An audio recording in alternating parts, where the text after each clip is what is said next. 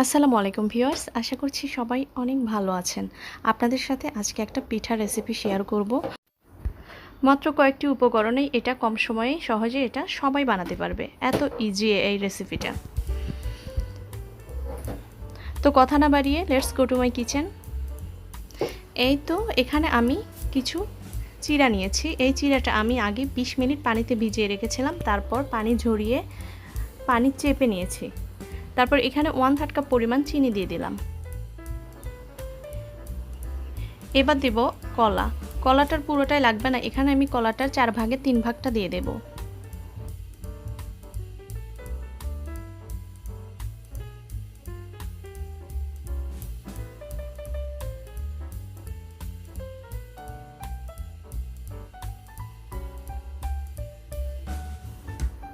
এখানে সামান্য একটু বেকিং পাউডার দিয়ে দিচ্ছি।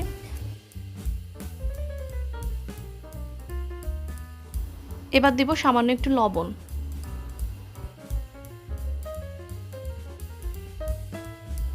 আমি এখানে একটা ডিম দিয়ে দেব।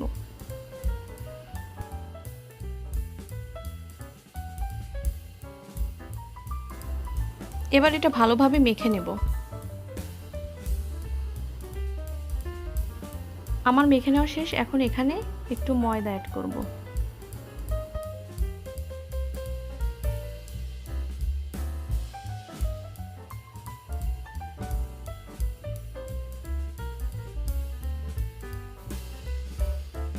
এটা ভালোভাবে মেখে নেওয়া শেষ।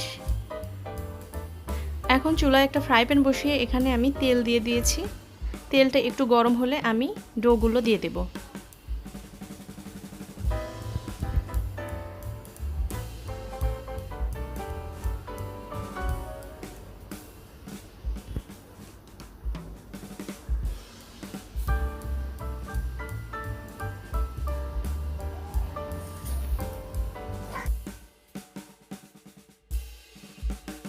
এ পর্যায়ে চুলার জালটি মিডিয়ামে রাখতে হবে এবং আমার ভিডিওটি যদি আপনাদের কাছে একটুও ভালো লেগে থাকে তাহলে অবশ্যই লাইক, কমেন্ট, শেয়ার এবং সাবস্ক্রাইব করতে ভুলবেন না। অনেক ইজি এবং কম সময়ে একটা রেসিপি আপনাদের সাথে শেয়ার করলাম। আশা করছি সবার অনেক ভালো লাগবে।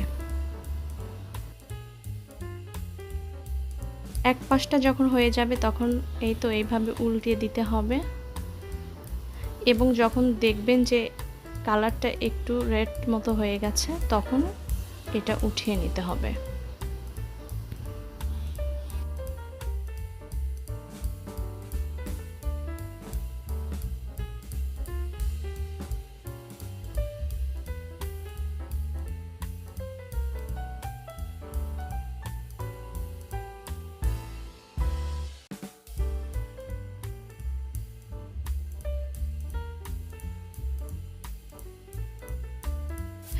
এই তো আমার ভেজে নেওয়া শেষ, এখন আমি এগুলো উঠিয়ে নেব।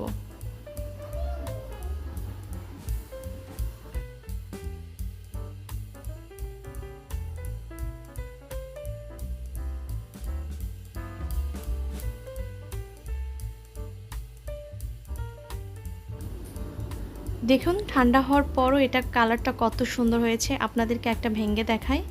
এটা খেতে অনেক টেস্টি, ক্রিস্পি, ঠিক পাকন পিঠার মতো খাইতে। এই জন্য এটার নাম আমি দিয়েছি চিরার পাকন পিঠা। তো আজকের মতো এখানেই শেষ করছি। আল্লাহ হাফেজ।